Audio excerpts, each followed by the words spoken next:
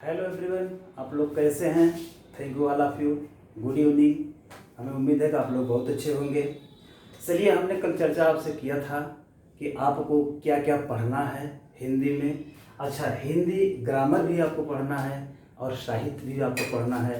दोनों चीज़ें आपको पढ़नी है, दोनों चीज़ों को ध्यान में दे करके आपको पढ़ना है, क्योंकि जितनी भी परीक्षाएँ होती हैं उसमें कुछ साहित्यकारों के नाम, कुछ रचनाएँ या ग्रामेटिकल पोर्शन में समास, संधि, रस, छंद, अलंकार और वर्णमाला, शब्द भेद, ऐसे कुछ चैप्टर हैं जो महत्वपूर्ण आपसे एग्जाम में पूछे जाते हैं। तो अगर हिंदी को आपको पढ़ना है तो हिंदी को दो भागों में आपको डिवाइड करना होगा। एक तो ये होगा कि हिंदी का ग्रामर पोर्शन आपको पढ़ना होगा, और जो दूसरा पोर्शन आपको पढ़ना होगा वो आपको साहित्य पढ़ना होगा, क्योंकि ये दोनों जो है वो परीक्षा की दृष्टि से इम्पॉर्टेंट हैं। चाहे वो यूपी ट्रिपल एस सी से हो, चाहे एसआई से हो, चाहे UP TET, CTET, MP TET इत्यादि जितने भी एग्ज़ाम होते हैं वो सबके लिए कारगर होता है। तो हम देखते हैं कि ग्रामर में भी क्या पढ़ना है और साहित्य में क्या पढ़ना है। हमने कल आपसे चर्चा किया था कि मैं आपको पर्यायवाची, विलोम, तत्सम तद्भव, प्रत्योपसर्ग, अनेक शब्दों के एक शब्द जैसे महत्वपूर्ण टॉपिक को किस प्रकार आप समझ सकते हैं और इनको आप किस प्रकार से बना सकते हैं। मान लीजिए आज की जो हमने आज हम जो शुरुआत करेंगे वो पर्यायवाची से शुरुआत करते हैं। आप लोगों को रक्षाबंधन और स्वतंत्रता दिवस की ढेर सारी शुभकामनाएं हम और हमारे टेक्निकल ग्रुप, हमारे स्टाफ की तरफ से सबको अनंत अनंत बधाइयाँ हों। और आप जाइए अपने बहनों को और बहन अपने भाइयों को मतलब जो भी उनका रिलेशन है वो अच्छे से निभाएं और खूब मिठाइयाँ खाइए और खूब खुशियाँ मनाइए। चलिए, हम चर्चा करते हैं कि पर्यायवाची को लेकर के हम चर्चा करते हैं कि पर्यायवाची को आपको बनाना कैसे है। मान लीजिए आपको पर्यायवाची एक शब्द आपका जो एग्जाम में पूछा जाता है वो आपका रात्रि की पर्यायवाची आपको निकालनी है। रात्रि की पर्यायवाची के साथ है चंद्रमा की पर्यायवाची आपको पढ़ना है, सूर्य की पर्यायवाची के साथ है आपको यमुना की पर्यायवाची पढ़ना है। और इस प्रकार से आपको कई टॉपिक हम देंगे, कई आपको महत्वपूर्ण बिंदु देंगे। जल की पर्यायवाची यदि आपको पढ़नी है तो जल की पर्यायवाची से रिलेट करके आपको कमल की पढ़नी है, कमल के वही जल से रिलेट करके आपको बादल से पढ़नी है, फिर वही जल से रिलेट करके आपको समुद्र की पढ़नी है। तो इससे आसानी होगी कि आपको जो 6-7 वर्ड जो सेम केवल जोड़ने से, कुछ शब्दों को जोड़ने से मिल जाएंगे, उनमें आपको समझने में आसानी होगी। मान लीजिए ये रात्रि की पर्यायवाची को आपको पढ़ना है तो रात्रि की पर्यायवाची के साथ आपको चंद्रमा की पर्यायवाची अति आवश्यक है, क्योंकि ये एक दूसरे से रिलेट होते हैं। मान लीजिए आपको ये दिया गया है कि रात्रि की पर्यायवाची आपको कैसे पढ़नी है, तो रात्रि की पर्यायवाची के कुछ इंपॉर्टेंट जो शब्द हैं जो एग्जाम में हमेशा हमेशा पूछे जाते हैं, चाहे हिंदी अगर किसी भी एग्जाम में पूछी जाती हैं तो उसमें आपको जरूर पूछा जाएगा। मान लीजिए आपको रात्रि की पर्यायवाची को ध्यान में देना है कि रात्रि की पर्यायवाची निशा, छपा, शर्वरी, त्रियामा,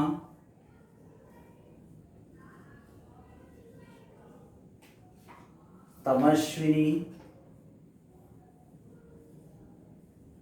निशीथ,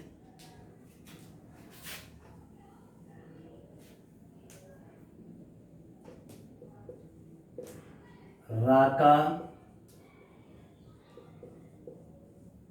विभावरी,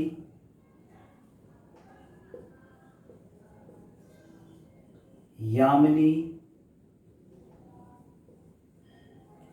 रैन, रजनी। इस प्रकार से आपको पर्यायवाची को ध्यान में देना है। दोस्तों, मित्रों, हमारे जितने भी सगे संबंधी हो, चाहे यूपी टेट हो, सी टेट हो, सबके लिए पर्यायवाची होता है। पर्यायवाची आपसे पूछी जाती है। ये निशा हो गया, ये छपा हो गया, सरवरी, त्रियामा, तमस्विनी, निशीत, राका, विभावरी, यामिनी, रैन, रजनी।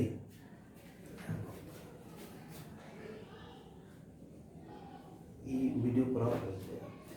तो ये रैन, ये रजनी, ये सब जो आपके हैं ये इंपॉर्टेंट है। अच्छा, इंपॉर्टेंट है, इससे क्या पूछा जाता है, आपसे कभी कभी पूछ लिया जाता है कि रात, रात का जो तत्सम शब्द है वो रात्रि है। तत्सम का मतलब होता है जो संस्कृत के समान शब्द होते हैं, और तद्भव जो होता है जो संस्कृत से निकले हुए शब्द होते हैं। तो रात की पर्यायवाची आपने ये सीखा। अच्छा, अब इसी रात की पर्यायवाची से रिलेट करके आपको चंद्रमा की पर्यायवाची पढ़ना है कि चंद्रमा की पर्यायवाची आपको कैसे याद करनी है। ध्यान दीजिएगा हमारे बच्चों, ध्यान दीजिएगा। चलिए, ये चंद्रमा जो है वो रात के ही समय उगता है और रात के देवता के रूप में जाना जाता है। अगर रात के कुछ पर्यायवाची शब्दों में हम नाथ जोड़ दें, रात के कुछ पर्यायवाची के शब्दों में हम ईश जोड़ दें, रात के कुछ पर्यायवाची शब्दों में हम पति जोड़ दें, तो नाथ, ईश, पति ये शब्द जो हैं वो देवता के रूप में माने जाते हैं। जैसे स्त्री का पति स्त्री का देवता होता है, उसी प्रकार जो रात का देवता होता है, रात्रि के समय का देवता होता है वो चंद्रमा होता है। जैसे ध्यान दीजिए, मान लीजिए आपने लिखा निशा। अब आपको एग्जाम में पूछ ले कि भैया ये आप बताइएगा निशा नाथ है किसकी पर्यायवाची है, तो आपको ये ध्यान देना है निशा नाथ किसकी पर्यायवाची है। अब निशा नाथ, निशा का मतलब रात्रि, नाथ का मतलब स्वामी, रात्रि के स्वामी कौन, चंद्रमा। बहुत अच्छे तरीके से आप समझ जाएंगे। चलिए, छापा, छापा देखिएगा, ध्यान दीजिएगा। छापा रात्रि होता है और आप जानते हैं कि रात में 8 पहर होते हैं, दिन और रात मिला करके। तो रात्रि का 4 पहर और दिन का 4 पहर जिसे आप प्रहर कहते हैं। तो छपा, ये पूर्णिमा की रात्रि को हम छपा के नाम से जानते हैं। जो पूर्णिमा की रात्रि होती है, अमावस्या पूर्णिमा जो ये त्यौहार आपके आते हैं, वो पूर्णिमा की रात्रि को आपको छपा के नाम से जाना जाता है। अच्छा, एक इसमें और भी दिया है, निशीथ दिया है। मोस्ट इंपॉर्टेंट क्वेश्चन किसी भी एग्जाम में आपका आएगा तो आप इसमें ध्यान दीजिएगा कि ये जो निशीथ है इसको आप कहेंगे कि जो अर्धरात्रि का समय होता है, रात्रि का मध्य भाग जो होता है वह निशीथ कहलाता है। अगला है राका, राका माने भी रात्रि होती है। अब हम ध्यान दीजिए इस पर। अब देखिए ईश शब्द अगला वाला है, मान लीजिए ईश आ गया, ये राका शब्द है। अच्छा, अगर राका में हम ईश जोड़ देते हैं तो गुण संधि से यह जुड़ करके राकेश बन जाता है। आई बात समझ में? अच्छा, राकेश हो गया। अच्छा, इसी राका शब्द में अगर हम पति जोड़ देते हैं तो यह शब्द बन जाता है राका पति। बहुत अच्छे, ऐसे आपको समझना है, एकदम प्रेम से समझना है, एकदम बखूबी समझना है। अच्छा, अगला चलते हैं, इसी चंद्रमा की पर्यायवाची अगला कैसे निकालेंगे। मान लीजिए निशा आ गया, निशा को आपने देखा निशानाथ से देखा। अच्छा, राका को आपने देखा राकेश और राकापति से आपने देखा। अच्छा, उसके बाद मान लीजिए एक शब्द आ गया रजनी, रजनी माने भी रात्रि होता है। अब आपको ध्यान देना है, इस रजनी में आप इस जोड़ दीजिए तो आपका एक शब्द बन जाएगा रजनीश। ध्यान दीजिएगा बच्चों, ये रजनीश बन जाएगा। इसका मतलब ये होता है कि रजनी माने रात्रि, इसका मतलब स्वामी, रात्रि के स्वामी कौन, चंद्रमा, और दिन के स्वामी कौन, सूर्य। अच्छा, अब रजनीश हो गया। अब आपके एग्जाम में जब कभी पूछता है कि चंद्रमा का पर्यायवाची शब्द है तो उसमें आपसे ऑप्शन में रजनी भी रहेगा, रजनीश भी रहेगा, दोनों रहेगा। तो आप कभी कभी कंफ्यूज में पड़ जाते हैं कि आखिर ये क्या होगा। दीर्घ स्वर संधि से रजनी और ईश जोड़ेंगे तो रजनीश बन जाएगा। तो आप ये ध्यान देंगे कि ये रजनीश जो है वो चंद्रमा की पर्यायवाची है, ना कि रात्रि की पर्यायवाची। चलिए आगे बात करते हैं, ये हो गया। अच्छा, विभावरी है, कभी कभी विभावरी जो रात्रि की पर्यायवाची है, इस विभावरी को एक केवल आपसे पूछ लेगा कि भैया आप बताइएगा विभा किसकी पर्यायवाची है। विभा केवल आपसे पूछ लेगा, तब भी आपकी रात्रि की पर्यायवाची होगी। क्यों? क्योंकि जब आपके रात्रि के समय तारे उगे होते हैं, बहुत सारे तारे होते हैं, चकाचौंध रात होती है, अच्छी रात्रि होती है, जिसको आप कहते हैं बड़ा अच्छा लग रहा है, बड़ा अच्छा लग रहा है, ऐसी रात्रि को आप विभावरी के नाम देते हैं। तो विभा भी पूछ सकता है, विभा भी पूछ सकता है, दोनों एक ही चीज़ें हैं। तो ऐसे में आपका होता है। अच्छा, कुछ रिलेट होते हैं, कुछ आपको याद भी करनी होती है। अच्छा, कुछ शब्द ऐसे हैं, रात्रि के समय की जो कीड़े होती हैं वो आरामदायक होती हैं, और जो दिन के समय की कीड़े होती हैं वो तेज होती हैं। आप जानते हैं सूर्य को आदित्य कहा जाता है, प्रभाकर कहा जाता है, मार्तंड, प्रचंड ऐसे कहा जाता है। चलिए इसमें देखिएगा। अच्छा, अब आप ध्यान दीजिएगा, सुधा, सुधांशु, यह भी चंद्रमा की पर्यायवाची है, इनको अब आप छोड़ सकते हैं। अच्छा, त्रियामा देखिएगा इसमें। अच्छा, एक मिनट ध्यान दीजिएगा बच्चों, त्रियामा जो है, त्रियामा जो है ये लगभग 3 और 4 बजे के बीच का समय होता है। जैसा कि माना जाता है हमारे वेदों में, हमारे साहित्यों में, कि जो ये त्रियामा काल है, यह देवता उस समय, भगवान ब्रह्मा जी उस समय अपने वेद का उच्चारण कर रहे होते हैं। ऐसे समय में बच्चों को पढ़ने के लिए ज़्यादा जोर दिया जाता है कि अगर आप इस समय पढ़ेंगे, शोर शराबा नहीं होगा, माइंड एकदम फ्रेश होगा, आप एकदम स्वतंत्र रूप से पढ़ सकते हैं। उस समय का ये काल कहलाता है। अच्छा, उसके बाद चलिए देखिए, सुधांशु हो गया अगली पर्यायवाची। इसी सुधांशु, अंशु का मतलब होता है कीड़े। अगर इसको हम तोड़ते हैं तो इसको हम तोड़ते हैं, सुधा प्लस अंशु लिखते हैं दीर्घ स्वर संधि से, आ प्लस आ बराबर बड़ा आ, लेकिन यहाँ आ है, यहाँ आ है, दोनों मिलेंगे तब भी वो दीर्घ आ के बराबर ही होंगे। कभी भी ध्यान दीजिएगा, कभी भी बड़ा आ न कहिएगा, न छोटी ई कहिएगा, न बड़ी ई कहिएगा, हमेशा आप दीर्घ हर्ष, दीर्घ हर्ष। जब हम आपको वर्णमाला चैप्टर पढ़ाएंगे, एक सिस्टम से पढ़ाएंगे, तब आपको एकदम बखूबी समझाते चलेंगे कि कौन सी वर्तनी सही होती है, कौन से शब्द सही होते हैं। अच्छा, ये जो वीडियोस चल रही हैं ये आपके लिए अच्छी होंगी, और रक्षाबंधन की ढेर सारी शुभकामनाओं के साथ जब आप वहाँ से वापस लौटेंगे आप, तो हम आपको 5-6 तारीख से 1 लाइनर एक रेगुलर क्लास आपको देंगे, कि जिससे आपको सीरीज टूटे ना पाए, और आप UP TET, CTET, MP TET, चाहे जिस टेट में आप जाएंगे, या आप UPSI, UPP, UP triple SC, मतलब इतने भी जितने भी एग्ज़ाम होंगे सबके लिए सब अच्छा होगा, एक सीरियल क्रम से होगा। और आगामी लेखपाल जो वैकेंसी लगी हुई है उसके लिए भी अच्छी होगी। चलिए इस पर हम बात करते हैं। सुधा और अंशु की अगर बात करते हैं तो सुधा अमृत की भी पर्यायवाची होती है। तो अमृत, अंशु का मतलब कीड़े, जिसकी कीड़े अमृत के समान होती हैं, आरामदायक होती हैं, उनको सुधांशु कहा जाता है। इसी सुधांशु से एक शब्द और आपका बन जाएगा मित्रों, सुधाकर। सुधाकर, कर का मतलब भी कीड़े होता है, कर अनेकार्थी शब्द है। कर का मतलब कीड़े होता है, कर का मतलब हाथ भी होता है, कर का मतलब टैक्स भी होता है। तो यहाँ आपको जो अर्थ निकालना है वो किरण से निकालना है। तो इसको जब आप देखेंगे सुधा प्लस कर लिखेंगे, इसका मतलब हो जाता है कि जिसकी किरणें अमृत के समान हैं। तो सुधांशु और सुधाकर, ये दोनों चीज़ें आप रखिएगा। अच्छा, अगला चलते हैं, अगली हम देखते हैं, इसमें अगले शब्दों को हम ध्यान देते हैं, एकदम बखूबी समझते जाइएगा। अभी तो फिलहाल स्टार्ट, अभी तो पार्टी शुरू हुई, क्यों आप लोग चिंता कर रहे हैं, हम आप लोगों को बहुत सारी चीज़ देंगे, अभी तो ये तो सिर्फ स्टार्ट हुआ है। चलिए उसके बाद हम देखते हैं, यही जो कर है, अच्छा यही सुधांशु है, सुधांशु के भाई हिमांशु हैं। कहीं भी आप देखते हैं अगर किसी का नाम सुधांशु है तो उनके भाई का नाम हिमांशु होगा, फिर उनके भाई का नाम विभांशु होगा।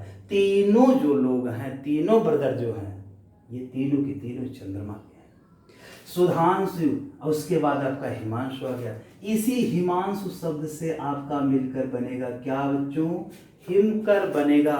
कहने का मतलब, हिम का मतलब बर्फ, कर का मतलब किरणें, हिम का मतलब बर्फ, अंशु का मतलब किरणें, जिसकी किरणें बर्फ के समान होती हैं, आरामदायक होती हैं, वह सुधांशु होता है, वह हिमांशु होता है।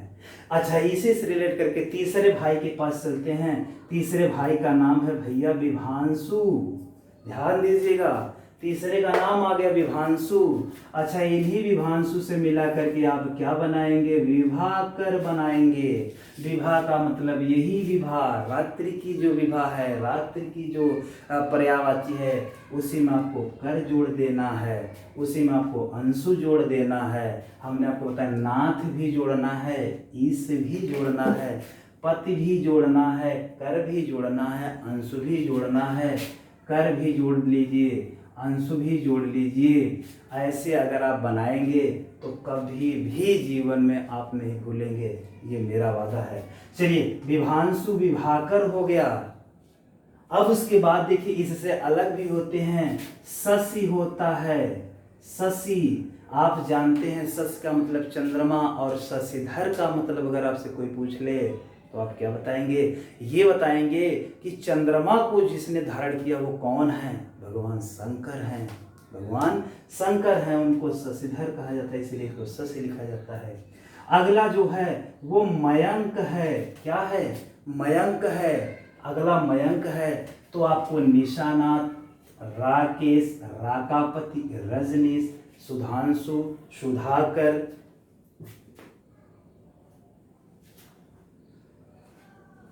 हिमांशु, हिमांशु और हिमकर, विभांशु, विभाकर, शशि, मयंक। अच्छा, उसके बाद और भी देखते हैं इसमें महत्वपूर्ण, और भी महत्वपूर्ण आप देखिएगा। अच्छा, स्क्रीनशॉट अगर किसी को लेना होगा तो आप ले लीजिएगा, और जो चीज़ें आपको नहीं समझ में आएंगी वो आप कमेंट बॉक्स में ज़रूर लिखिएगा, क्योंकि गलतियां हम ही लोगों से होती हैं, लेकिन हम ज़्यादातर प्रयास करेंगे उसमें सुधार करने का, और ज़्यादा से ज़्यादा मेहनत करेंगे तो आपको अच्छी चीज़ देने का। चलिए, फिलहाल हम टॉपिक को चेंज नहीं करते हैं, फिर इसी में देखते हैं कि अभी चंद्रमा की पर्यायवाची के कुछ और शब्द आपको बचे हुए हैं, इसको मिटा रहे हैं। चलिए, इधर ध्यान दीजिए। वही आपको याद रखना है कि अगर रजनी पूछेगा तो रात, रजनीश पूछेगा तो चंद्रमा। चलिए, ये आपका है। अब उसके बाद इसी में देखिएगा, चंद्रमा की पर्यायवाची में विधु आता है। विधु, विधु आता है। चंद्रमा की पर्यायवाची का शब्द है इंदु है। विधु है, इंदु है। अच्छा, ऐसे जो आपको पर्यायवाची के शब्द मिले हैं, इनसे आप आसानी से समझ सकते हैं, कोई प्रॉब्लम आपको नहीं होगी, कोई दिक्कत नहीं होगी। ये तो अभी आपका रात और चंद्रमा की बातें हो गई।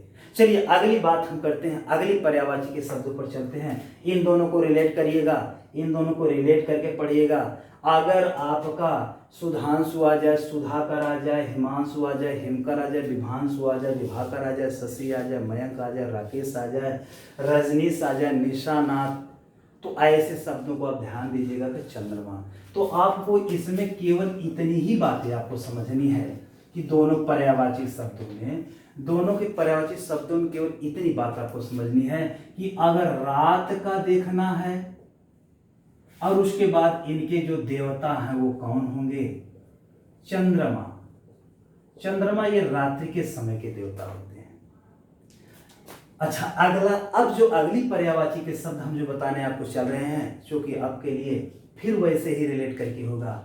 अगली जो पर्यायवाची के शब्द होगा वो होगा सूर्य की।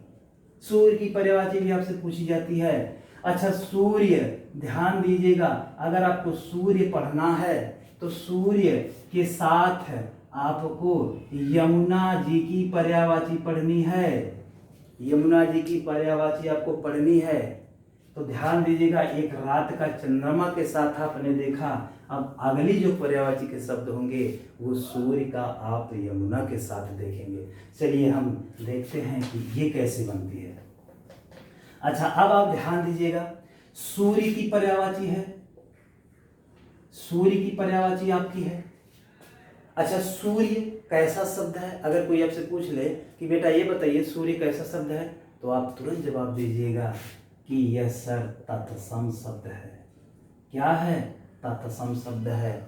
व्यक्ति, मानव जो अपने दैनिक जीवन में प्रयोग करता है वह संस्कृत का शब्द नहीं होता है, वह तद्भव का अक्सर शब्द मिलता है आपको। कहीं कहीं देशज भी कर देते हैं, कहीं कहीं विदेशज भी आ जाते हैं, लेकिन सूर्य तत्सम शब्द है। अगर इसका तद्भव आपको बनाना होगा तो आप कहेंगे सूरज। किसी का नाम होता है सूरज, बेटा इधर आओ, इसका मतलब सूरज आप उसको कहते हैं। क्योंकि चलिए सूर्य की देखते हैं, सूर्य में देखते हैं, सूर्य की पर्यायवाची आपको देखनी है। सूर्य की पर्यायवाची जैसे अर्क, भाई देखिए आपको जो नॉर्मल पर्यायवाची है वो आप जानते हैं, दिन दिनकर, रवि, भान, भास्कर, दिवाकर, ये सब के सब आप जानते हैं। लेकिन आपको पढ़ना क्या है कि जो आपके इम्पॉर्टेंट हो, जो आपकी किताब में भी कई किताबों का कलेक्शन बताते हैं। जब हम लोग आपको पढ़ाएंगे तो कई किताबों का मिक्स मैटर आपको होगा। कहीं से अगर पूछा जाएगा तो हम लोग प्रयास करेंगे कि वह क्वेश्चन आपसे छूट कर जाने ना पाए। चलिए, अर्क हो गया। दूसरी पर्यायवाची सविता। देखिए, कुछ बच्चे समझ रहे होंगे कि सर आज आप कहाँ से पर्यायवाची लेके चले आए हैं, ये पर्यायवाची हमने सुना ही नहीं है। लेकिन घबराइए मत, यही तो बात है, यही तो सब में कला होती है, अलग अलग कलाएं हैं। कहा जाता है कि art is essential part of education. कला जीवन का एक अभिन्न अंग होता है। तो अलग अलग कलाओं के लोग हैं भाई, अलग अलग मूवीज हैं, अलग अलग कलाकार हैं, अलग अलग उनकी स्ट्रेटजी है। तो ये है, अर्क है, सविता आ गया। चलिए, अगली पर्यायवाची का शब्द होगा आदित्य, अगला होगा रवि, अगला होगा भानु, अगला होगा भास्कर, अगला होगा दिवाकर, अगला जो होगा वो दिनेश, अगला होगा मारतंड, अगला होगा प्रचंड, अगला होगा तरणी, पतंग, अरुण। ये देखिए, इन पर्यायवाचक शब्द देखिए। एक और बेटा बहुत महत्वपूर्ण है, अंशुमाली।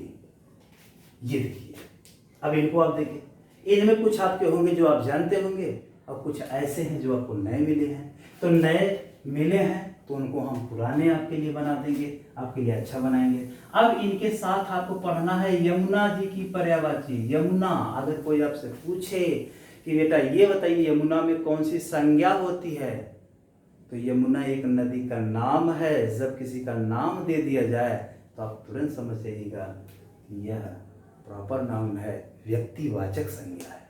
चलिए, यमुना की पर्यायवाची देखते हैं। अच्छा, अब सूर्य से यमुना का क्या संबंध है? सूर्य की जो पुत्री है वो यमुना जी को कहा जाता है। ये सूर्य की क्या है? पुत्री हैं, इन्हें यमुना कहा जाता है। सूर्य की पुत्री का नाम यमुना है। अच्छा, अब किसी की पुत्री की अगर पर्यायवाची है, वही पर्यायवाची अगर इनमें जोड़ दिया जाए तो आप क्या हो जाएगी? यमुना की पर्यायवाची हो जाएगी। चलिए देखिए, तनुज। बेटा तनुज किसकी पर्यायवाची होता है? तनुज बताइए बेटा किसकी पर्यायवाची? बेटा की पर्यायवाची। लेकिन तनुजा अगर कोई आपसे पूछ ले तो वह पुत्री की पर्यायवाची होता है। चलिए, अगली पर्यायवाची में देखिए, ध्यान दीजिए। तनया, आपसे अगर कोई पूछ ले बेटा बताइए तनया किसकी पर्यायवाची होता है? तनया पुत्री की पर्यायवाची और तनय पुत्र की पर्यायवाची होता है। चलिए आगे बेटा बता दीजिए। सुता, ध्यान देना, सुत मतलब बेटा की पर्यायवाची और श्रुता का मतलब पुत्री की पर्यायवाची। चलिए अगला देखिएगा, आपको जा, जा का मतलब होता उत्पन्न होना। व्यक्ति से जो उत्पन्न होगा वो उसका या तो पुत्र होगा या तो उसकी पुत्री होगी, दो चीजों में उसके होंगे। अच्छा, तनुजा, तनया, सुता, जा। अब आप देखिए, ऐसे को देखना है। और यही जो शब्द हैं जो हमने बताया, तनुजा, तनया, सुता, जा, अगर इन शब्दों को सूर्य की पर्यायवाची के कुछ शब्दों में जोड़ दिया जाए तो यमुना की बन गया। बाकी कुछ आपको याद करनी होती है। ट्रिक यही है कि कुछ आपको याद करने होंगे, ज्यादातर आपको ऐसे ही मिल जाएंगे, एक दो वर्ड आपको याद करने होते हैं। चलिए, जैसे अर्क है, अर्क है आपका दिया गया है यार,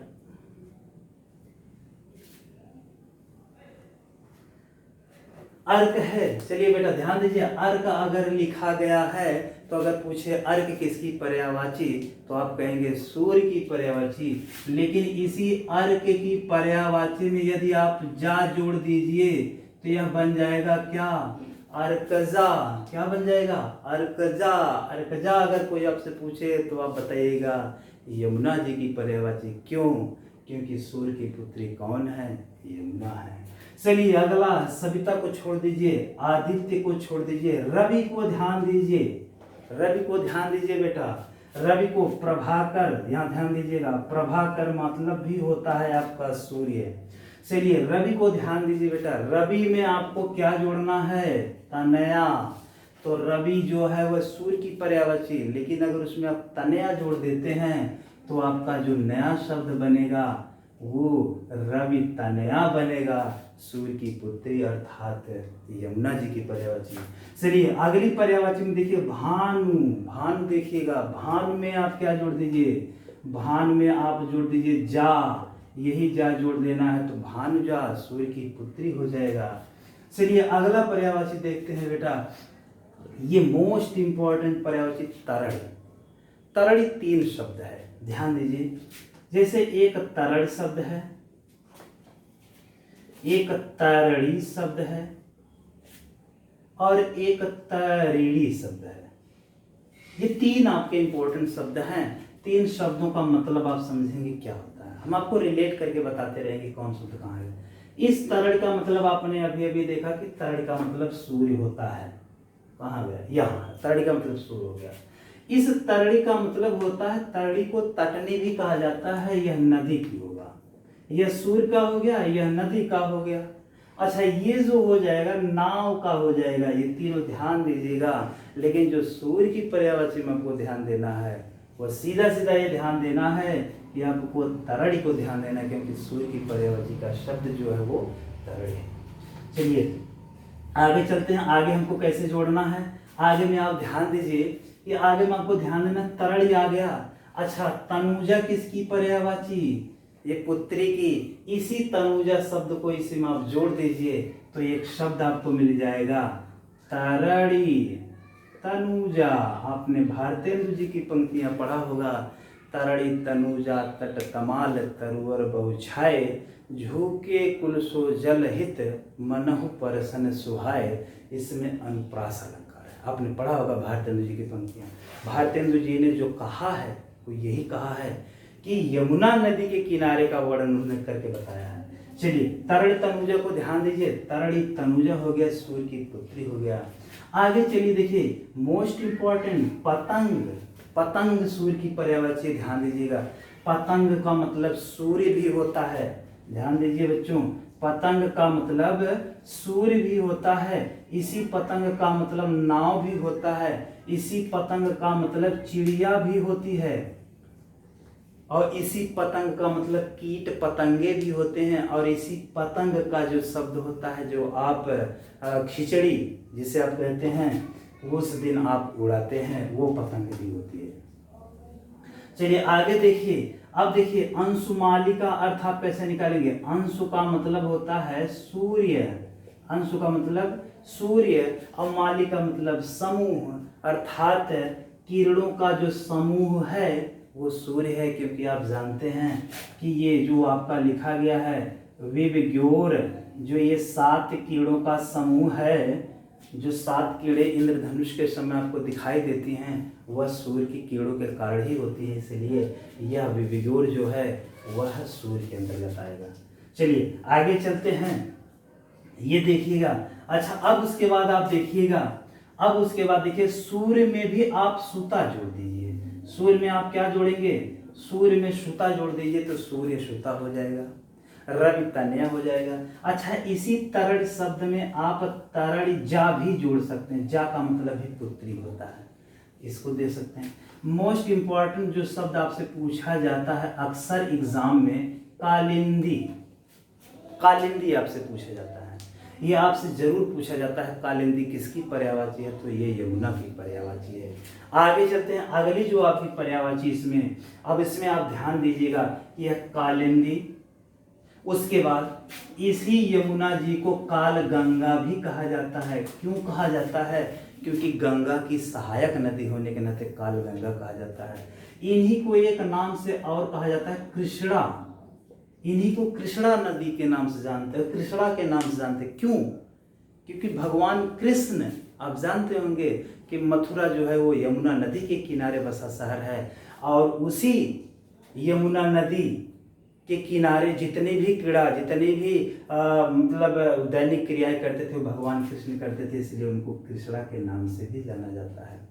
तो ये जो पर्यायवाची है, फिर इस पर आप ध्यान दीजिएगा कि अर्क, ये कुछ शब्दों को ध्यान देना है और उसी कुछ शब्दों में आपको क्या जोड़ देना है, तनुजा, तनया, सूता, जा जोड़ करके आप यमुना की पर्यायवाची बना सकते हैं। उसके बाद जैसे दिनेश, अगर कोई आपसे पूछ ले कि भैया बताइए दिनेश का मतलब क्या होता है, पूछ ले भैया दिनेश का मतलब क्या होता है, तो आप तुरंत बताइएगा कि आपको हम पढ़ाएंगे, जब संधि पढ़ाएंगे तो एक संधि का नाम गुण संधि आता है। उस गुण संधि की विशेषता होती है कि जहाँ से शब्द टूटेंगे, यदि वहाँ ए की मात्रा, ओ की मात्रा, अर और अल अगर ये मिलते हैं तो वहाँ हमेशा गुण संधि होती है। चलिए, दिनेश को अगर तोड़ दिया जाए तो इसको आप क्या लिखेंगे, दिन प्लस इस, दिन प्लस इस लिख देंगे। अच्छा, आप दिन का मतलब हो गया उजाला, इसका मतलब स्वामी, जो उजाला के स्वामी है, जो दिन कर देते हैं, जो उजाला कर देते हैं, वही क्या है, दिनेश हैं। और जो राका के स्वामी, रात के स्वामी, राकेश हैं। तो ऐसे में आपको देना, महेश मत लिख देना, नहीं तो गड़बड़ हो जाएगा। महेश दूसरा है, महेश। चलिए, ये सब चीजें दो आपको देखे हैं, ये दो पर्यायवाची, मतलब एक आपका रात के साथ चंद्रमा को हमने बताया और दूसरी जो पर्यायवाची शब्द हमने बताया सूर्य के साथ है, आपको यमुना की पर्यायवाची के नाम बताया आपको। अब उसके बाद इसको ध्यान देते हुए, अच्छा थोड़ा सा ये है कि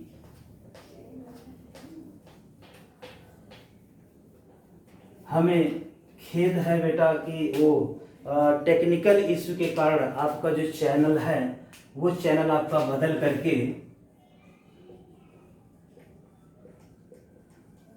हिंदी बाई एमडी सर के नाम से कर दिया गया है। इस चैनल पर आप हमेशा इस चैनल पर आप जा करके आप पता कर सकते हैं कि कितनी क्लासेस, कितनी चीज़ें आपको मिलेंगी। क्योंकि जो चैनल था वो टेक्निकल, हमारे टेक्निकल के जो महारथी हैं इंजीनियर आशीष कुमार यादव, उनके मतलब थोड़ा सा इधर उधर थोड़ी सी गड़बड़ी हो गई, इसलिए उस चैनल का नाम बदलना पड़ा। हिंदी बाई एमडी सर की जो नया चैनल है, इस चैनल को आप सब्सक्राइब करिएगा, लाइक करिएगा और आप कमेंट करिएगा। अच्छा, आप ध्यान दीजिएगा कि इन चीज़ों पर आपको रेगुलर क्लासेस जो मिलेगी, जब हम आपको शुरुआती दौर से पढ़ाएंगे। अभी तो हम आपको पर्यायवाची पढ़ाएंगे, फिर उसके बाद आपको कल से विलोम भी 2-4 आपको बता दिया करेंगे कैसे आपको समझना है। उसके बाद तत्सम तद्भव भी आपको बता दिया करेंगे। तो पर्यायवाची का कार्यक्रम ऐसे चलता रहेगा। उसके बाद जब आप हमसे रक्षाबंधन में मिलेंगे और जब हम आपसे रक्षाबंधन में मुलाकात करेंगे तो आपको इसी तरह आपको तब से रेगुलर क्लास आपको मिलेगी। तो इस चीज़ को ध्यान में रखते हुए कि आपको पढ़ाई करनी है, आपको कहीं जाना नहीं है। हिंदी के लिए आप एकदम छोड़ दीजिए, चाहे वो जिस लेवल का एग्ज़ाम में पूछेगा, चाहे वो साहित्य से पूछे और चाहे वो ग्रामर से पूछे, आपको कोई दिक्कत आने वाली नहीं है। आप ध्यान दीजिए और ज़िंदगी में खुश रहिए। कभी ऐसा ना हो कि आप मायूसी में पड़ रहे हैं, हमको ये नहीं समझ में आ रहा, वो नहीं समझ में आ रहा है। क्योंकि एक चीज़ कही जाती है, हंसकर जीना दस्तूर है ज़िंदगी का, हंसकर जीना दस्तूर है ज़िंदगी का, एक यही किस्सा मशहूर है ज़िंदगी का, बीते हुए पल कभी वापस लौट कर आते नहीं, यही सबसे बड़ा कसूर है ज़िंदगी का। तो इस चीज़ को ध्यान में रखते हुए आप लोग ध्यान दीजिएगा। Good evening, thank you all of you.